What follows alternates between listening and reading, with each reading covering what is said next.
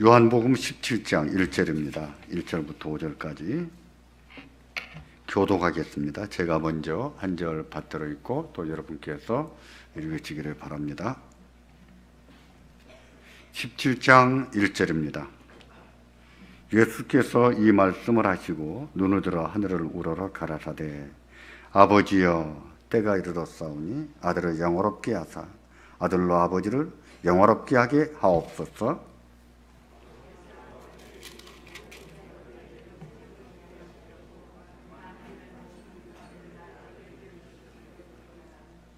영생은 곧 유일하신 참 하나님과 그의 보내신 자 예수 그리스도를 아는 것이니이다.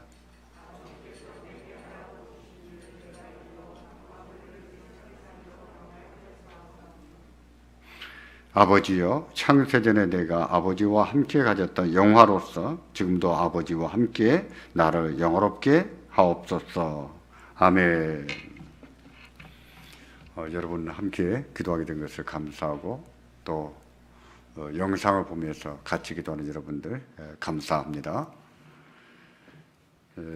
영상을 보면서 기도하시는 분들에게 부탁드립니다. 교회 영상에 구독을 좀 누르시고 또 알림까지 이렇게 눌러주시면은 예배 시간에 맞춰서 여러분에게 알림이 갈 겁니다. 그렇게 작동할 수 있도록 해주시면은 도움이 될 줄로 압니다. 웨스트민스터 신앙고백에서 소요리 문답 제1문을 기억하십니까? 제1문의 문항은 이렇습니다. 사람의 제일 되는 목적은 무엇인가? 사람의 제일 되는 목적은 무엇입니까? 하나님을 영화롭게 하는 것과 영원토록 그를 즐거워하는 것입니다. 이것을 좀 외우셔야 됩니다.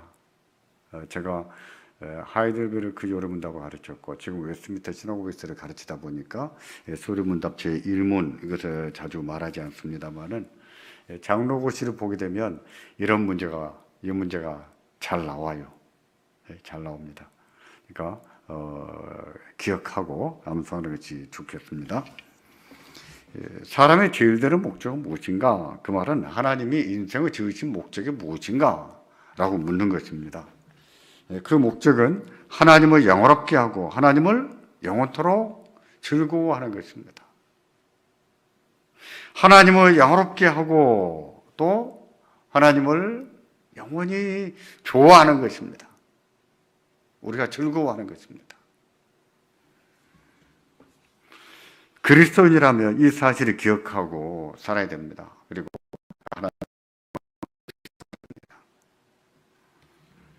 하나님의 영광을 위해서 산다는 것, 그것은 무엇일까요? 하나님을 영화롭게 한다고 했는데 그리고 어떻게 하는 것이 하나님을 영화롭게 하는 것일까요? 일반적으로 하나님을 영화롭게 한다고 했을 때 우리가 생각하는 것은 무엇이냐면은 교회에 와서 봉사하는 것, 아니면 복음을 전한다든지 이런 것을 가지고 일반적으로 하나님을 영화롭게 한다, 하나님의 영광을 위해서 산다 이렇게 말합니다. 근데 그것은 넓은 의미에서 말했을 때 맞는 말이다라고 말할 수 있겠죠. 하지만 하나님을 영화롭게 하는 것이 무엇인지를 정의할 때는요, 우리가 일반적으로 생각하는 것을 말할 것이 아니라 성경이 어떤 경우에 하나님을 영화롭게 한다라고 말하고 있는가를 살펴보는 것이 중요하겠죠. 성경은 어떤 경우에 하나님을 영화롭게 하는 것이다, 어떤 것이 하나님의 영광을 위해서 사는 것이다, 이런 것들을 말씀하고 있거든요. 그걸 살펴보는 것이 중요하겠지요. 본문이 그런 점은 잘 가르쳐 줍니다. 요한복음 17장은 예수님의 기도예요. 최후의 만찬 속에서 제자들에게 긴 강론을 하셨다는 얘기를 제가 지난 주일 아침에 말씀드렸었죠. 15장, 16장은 예수님의 설교입니다. 최후의 만찬 속에서 가르치신 설교예요. 설교가 끝났을 때 그 자리에서 예수님이 기도하셨거든요. 기도하시고 그런 다음에 감람산에 가셔서 또 기도하신 거예요. 근데 17장은 만찬석에서 설교를 마치고 기도하신 내용이에요. 예수님의 기도입니다. 1절 상반절을 보시면 예수님이 기도하실 때 어떤 모습으로 기도하셨는지 보여주고 있는데, 눈을 들어 하늘을 우러러 가라사대 뭐라 불렀어요? 아버지요, 이렇게 불렀습니다. 예수님은 항상 내 아버지, 너희 아버지 구분하셨어요. 예수님께서 아버지 하나님, 성부 하나님을 부르실 때는 내 아버지 그렇습니다. 그 다음에 우리에게 너희는 이렇게 기도하라 하는 것처럼 아버지를 가르쳐서 가르칠 때는 너희 아버지, 너희 이처럼 말씀하십니다. 항상 구분지어서 말씀하신 것을 볼 수 있어요. 여기서는 눈을 들어서 하늘을 우러보며 기도합니다. 아버지요, 이렇게 기도합니다. 눈을 들어서 하늘을 우러러본다고 하는 말은요, 하나님에 대한 존경의 태도이고 신뢰의 태도입니다. 예수님께서도요, 산상보훈에서 제자들에게 기도를 가르치셨는데, 그 기도를 가르치실 때에도 너희는 이렇게 기도하라. 하늘에 계신 우리 아버지요 라고 가르치지 않았습니까? 그와 같습니다. 하늘을 우러러 아버지요 라고 부르신 것과 또 너희는 이렇게 기도하라. 하늘에 계신 우리 아버지요 라고 기도하신 모습 같은 거예요. 기도에서 이런 기도를 기원이라고 합니다. 기원. 우리 하나님은 하늘에 계신 하나님이시고 우리의 기도를 들으시는 하나님이십니다. 그러므로 기도하는 사람은 항상 하나님께 기도한다는 인식과 더불어서 하나님은 우리의 기도를 들으신다는 것을 생각하고 기도해야 됩니다. 하나님이 내 기도를 들으신다. 여러분은 기도하실 때마다 하나님이 내 기도를 잘 들으신다라고 생각하십니까? 어떻습니까? 하나님이 여러분의 기도를 잘 들어주시는 것 같습니까? 안 들어주시는 것 같습니까? 어떠신 것 같아요? 내 뜻대로 내가 원하는 타이밍에 되지 않은가는 몰라도 저는 참 잘 들어주신다라고 생각합니다. 항상 들어주신다. 항상 들으신다. 저는 기도할 때도 감사 기도를 합니다. 하나님 항상 잘 들어주셔서 감사합니다. 하나님은 항상 들으시거든요. 또 우리 하나님은요, 들으실 뿐만 아니라 응답하시는 하나님이세요. 응답하시는 하나님이십니다. 예수님은 성자 하나님이시지만 항상 성부 하나님께 기도했습니다. 성부와 성자와 성령 하나님은 권세와 능력과 영광이 있어서 동등하시죠. 동등하시다는 의미를 나타내는 표현이 있죠. 그것이 뭐죠? 내 우편에 이런 표현들. 권세와 영광과 권능, 능력에 있어서 동등하시다 하는 의미로 쓰는 관용어입니다. 그럼에도 불구하고 동등하신 하나님이신데도, 한 분의 하나님이신데도 불구하고 기도할 때는 내 아버지여 라고 기도하셨어요. 그렇게 기도하신 것은 성부 하나님은 우리의 기도를 들으시고 뿐만 아니라 응답하시는 하나님이시기 때문입니다. 응답하시는 하나님이기 때문이에요. 예수님도 그러셨습니다. 우리의 기도를 들으신 것을 감사하나이다. 내 기도를 들으시는 것을 감사하나이다. 감사하셨어요. 하나님은 들으실 뿐만 아니라 응답하시는 하나님이시거든요. 예수님께서는요, 주기도문을 가르치시면서 기도를 마칠 때 대개 나라와 권세와 영광이 아버지께 영원히 있사옵나이다 라고 기도하라고 하셨습니다. 이 기도의 의미는 뭐겠습니까? 대개가 뭐죠? 나라와 권세와 영광이 아버지께 영원히 있습니다. 무슨 기도일까요?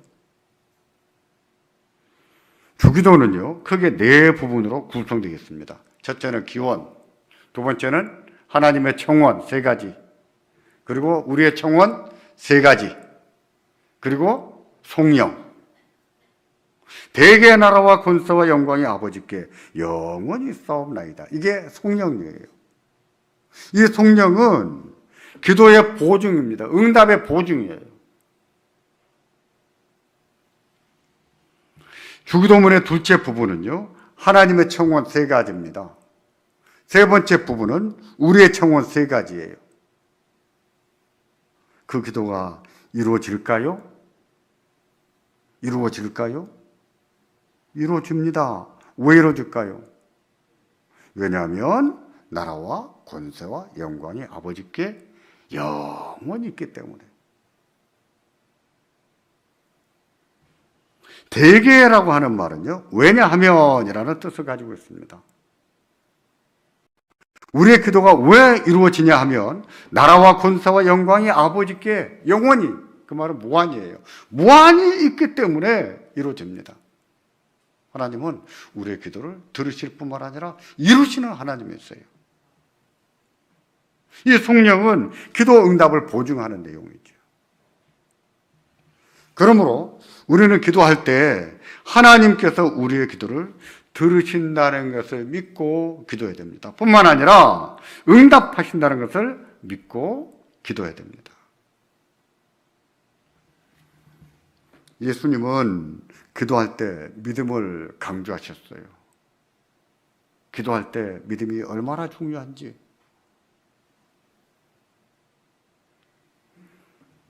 예수님, 왜 우리는 하지 못했습니까? 예수님이 변화산에 올라와서 기도하실 때 산 밑에는 제자들이 모여 있었습니다. 어떤 아버지가 자기 아들을 데리고 왔습니다. 좀 고쳐주시라고. 제자들이 아무리 기도해도 낫지가 않는 거예요. 예수님이 내려오셔서 고쳐주셨습니다. 예수님, 왜 우리는 못했습니까? 뭐라고 하셨죠? 이 믿음이 적은 자들아. 기도할 때 믿음을 가지고 기도하는 것은 그만큼 중요한 거예요. 제가 지난주 주일에도 말씀드렸습니다. 믿음의 종류는 네 종류가 있다 그랬습니다. 하나는 역사적인 믿음, 하나는 일시적인 감정의 믿음, 세 번째는 이적인 믿음, 네 번째는 참된 구원의 믿음. 이적인 믿음이 무엇입니까? 나를 통해서 또는 나에게 어떤 이적이 나타날 걸로 믿어버리면 되는 경우가 있어요. 믿음대로. 하나님이 역사하시는 경우가 있습니다. 이적의 믿음. 이적의 믿음에서 필수적으로 요구하는 것이 믿음이에요. 그만큼 기도에서 믿음은 중요한 요소이기도 하죠. 요즘 한국 교회가 기도가 많이 약해지고 있습니다. 기도하는 사람이 참 없다라는 생각이 들 정도입니다. 특히 젊은 사람들 중에는 정말 기도하는 사람이 없습니다.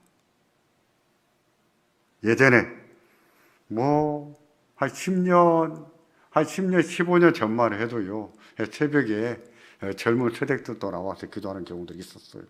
그런 분들이 있었습니다. 지금은요, 아예 없습니다.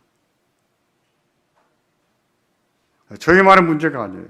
교회마다 다 그래요. 예전에는 젊음과 나이가 많으신 분들을 불문하고 기도하는 층들이 다양했는데 지금은 아니에요. 새벽 기도 가보십시오. 다 노인들만 있습니다. 젊은 사람들이 기도를 안 해요. 우리가 죽어 하나님 나라에 가고 나면 한국 교회에 새벽 기도가 있을까? 있을까요? 새벽에 나와서 기도하는 사람이 있을까요? 의문이지요. 목사님 꼭 새벽에 기도해야 됩니까? 기도 안 하는 분들이 이런 얘기 참 잘해요. 목사도 마찬가지입니다. 목사들도 새벽에 기도 안 하는 분들이 있어요. 새벽 기도 없는 교회도 있습니다. 꼭 새벽에 기도해야 됩니까? 이런 분들이 계세요. 그런 분들이 기도를 잘할까요? 아닙니다. 그렇지 않습니다. 기도하지 않는 목사, 기도하지 않는 장로, 기도하지 않는 권사, 기도하지 않는 집사. 앞으로는 그렇게 될 것 같아요. 그러면서도 목사 일을 잘할 수 있을까요? 기도하지 않고도 장로 일을 잘할까요? 권사 집사 일을 잘하겠습니까?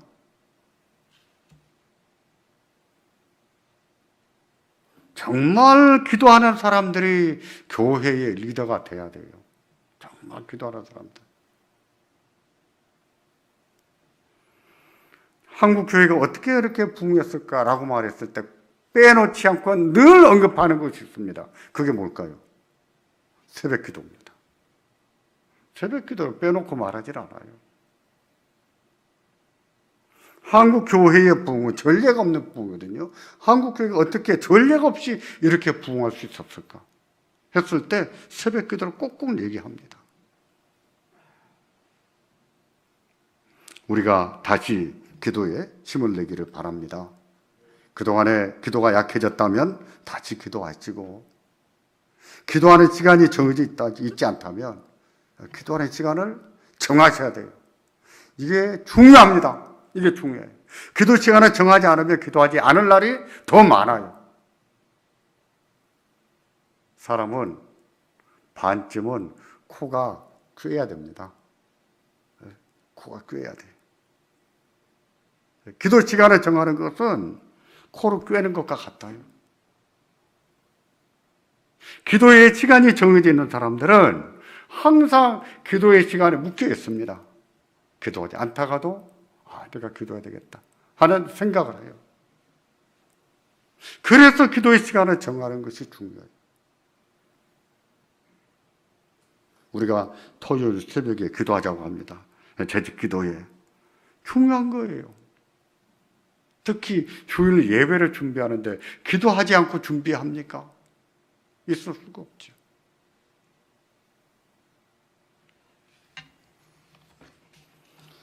본문 17장 1절 하반절은 예수님의 첫 번째 기도입니다.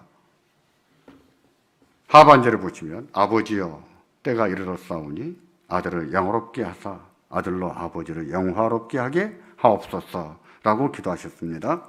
4절에 보시면 이 첫째 기도와 매우 유사한 기도를 반복하고 있는 것을 볼 수 있습니다. 같이 아버지께서 내게 하라고 주신 일을 내가 이루어 아버지를 이 세상에서 영화롭게 하였사오니. 거의 비슷하지요. 이 기도에서 아들을 영화롭게 하는 것과 아버지를 영화롭게 하는 것은 동격이에요. 아들이 영화롭게 되는 것이 곧 아버지가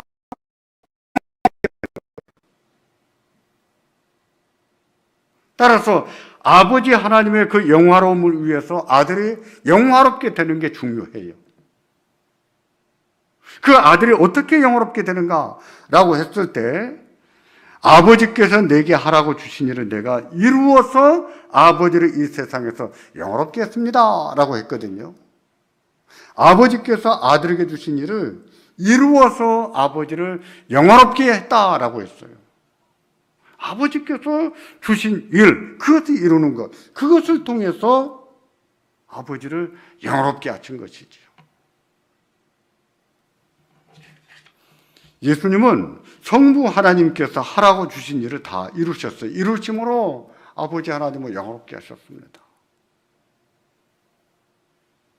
그렇다면 하나님을 영화롭게 하는 것은 어떻게 하는 것일까요? 하나님의 뜻을 이름으로 하는 것이지요. 하나님께서 기뻐하시는 뜻, 하나님이 주신 뜻, 그 뜻을 생각하고 순종함으로 하나님을 영화롭게 할 수 있는 거예요. 우리는 막연하게 봉사라는 것이 하나님을 영광스럽게 하는 것이다 생각하는데 아니에요. 아버지가 주신 뜻, 하나님 주신 그 뜻을 이루어서 아버지를 영화롭게 했다고 했습니다.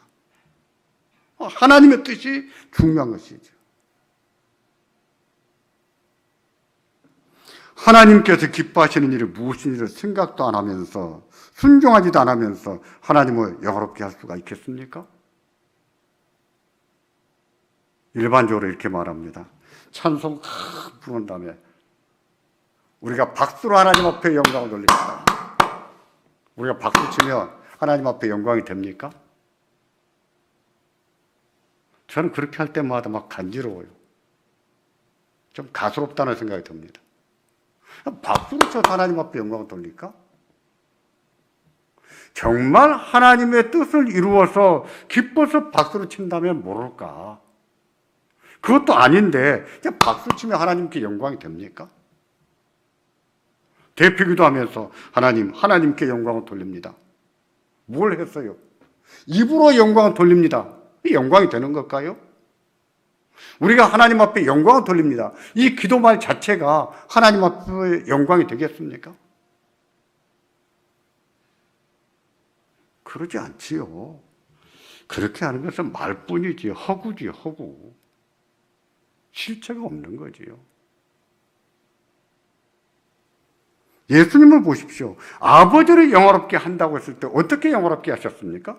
아버지께서 주신 일을 이름으로 영화롭게 했다고 그랬어요. 하나님이 주신 뜻을 이름으로 하나님을 영화롭게 하는 것이지요. 우리식으로 생각해서 내 생각에 내가 하고 싶다고 해서 그걸 한다고 해서 하나님께 영광이 되는 것이 아니죠. 뭐 박수 한번 쳐서 영광을 돌립니다. 된 일이 아니죠.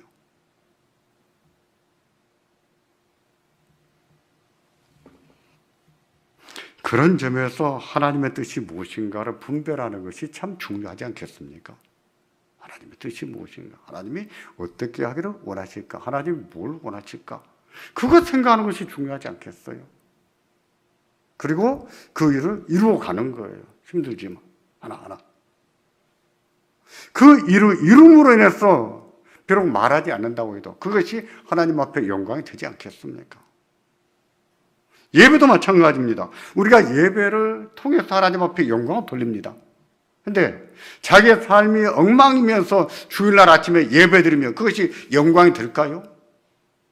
그렇지 않지요. 로마서 12장을 보십시오. 또 로마서 12장에서도 우리의 몸을 하나님 앞에 산 제사로 드리라고 했을 때 산 제사가 무엇입니까? 공예배를 말합니까? 아니지요. 우리의 삶을 말합니다. 우리의 삶을 통해서 하나님 앞에 제물이 되는 예배, 삶이 예배가 돼야 되지요. 그리고 주일날 공예배로 모여서 영광을 돌리는 것이죠. 주일의 공예배와 주중의 삶이 단결이 되어 있는데 어떻게 그게 하나님 앞에 영광이 되겠습니까? 지멋대로 개판으로 살면서 주일날 아침에 11조금 했다고 해서 기도 좀 했다고 해서 봉사 좀 했다고 해서 그게 하나님 앞에 영광이 되겠습니까? 이런 식으로 생각하는 것은요 광신자지요. 저는 광신자라고 생각합니다. 지만 좋아요? 자기만 좋아? 하나님과는 상관이 없습니다. 하나님이 무엇을 원하시고 하나님이 기뻐하시는 일이 무엇인가 그걸 분별하고 생각하는 것이 중요한 것이죠. 로마서 12장 2절에 그렇게 말씀하지 않았습니까? 너희는 이 세대를 본받지 말고 오직 마음을 새롭게 함으로 변화를 받아 하나님의 선하시고 기뻐하시고 온전하신 뜻이 무엇인지 분별하도록 하라. 그래서 너희 몸으로 하나님 앞에 산 제물로 바치라는 뜻입니다. 이 세대를 본받지 말라는 것은 세상 사람이라는 생각을 하지 말라는 뜻입니다.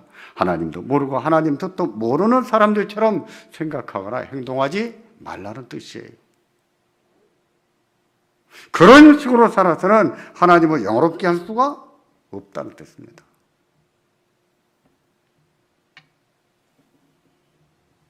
분별하라고 했습니다. 잘 생각해보고 판단하라는 뜻이죠. 하나님 보시기에 선한 일이 무엇인지, 기뻐하실 일이 무엇인지, 하나님 앞에 온전하신 뜻이 무엇인지 분별하라고 했습니다. 잘 생각해봐야죠. 분별해서 그 일을 이루어야 됩니다. 그렇게 함으로 하나님을 영원롭게 할 수 있는 거예요. 하나님을 영원롭게 합니다. 1절에 보면 예수님께서 기도하시면서 아들을 영화롭게 하시라는 기도를 합니다. 아들을 영화롭게 해주십시오 라는 기도를 합니다. 5절에도 나를 영화롭게 해주십시오 라는 기도를 합니다. 예수님이 아버지께 기도하기를 저를 영화롭게 하시기를 원합니다. 어떻게 하는 것이 아들을 영화롭게 하는 것일까요? 여기서 나를 영화롭게 해주십시오 라고 말하는 것은 뭘 말할까요? 그것은요, 공생의 사역을 감당하는 것이고, 더 나아가서 십자가의 죽음을 말하는 거예요. 십자가의 죽음을 두고서 하는 얘기입니다. 아들을 영화롭게 하시기를 바랍니다. 공생의 사역을 감당하는 것과 더 나아가서 십자가의 죽음을 감당하게 해달라는 기도지요. 죽음을 통해서 아버지를 영화롭게 하게 해달라는 기도지요. 그 십자가의 죽음을 거부하지 말고 내가 기꺼이 감당함으로 아버지를 영화롭게 하게 하시기를 원합니다 하는 기도입니다. 예수님께서는 죽음을 비참하다고 하지 않으셨습니다. 죽음을 실패라고 말하지 않으셨어요. 죽음은 망하는 것이라고 하지 않았습니다. 오히려 그것은 영광이다 라고 말했습니다. 그것은 내 영광이다. 그것은 아버지께 영광을 돌리는 것이다 라고 말씀하신 거예요. 죽음은 예수님을 영화롭게 하는 것이고 아버지를 영화롭게 하는 것입니다. 그게 바로 십자가지요. 그게 십자가입니다. 십자가는 영광입니다. 아들의 영광이고 아버지의 영광이에요. 십자가가 없이는 영광이 있을 수가 없습니다. 예수님은 그 십자가를 지심으로 기꺼이 그 죽음을 받아들이심으로 예수님은 아버지를 영화롭게 하신 거예요. 우리가 그런 십자가를 부끄러워하지 않기를 바랍니다. 사람들에게 예수의 죽음을 말할 때 기꺼이 말할 수 있고 자랑스럽게 말할 수 있는 담대함이 있기를 바랍니다. 뿐만 아니라 우리에게 있는 십자가, 우리에게도 있습니다. 그 십자가 짊어지고 주를 따라가는 우리가 되기를 주의 이름으로 축원합니다. 기도하겠습니다.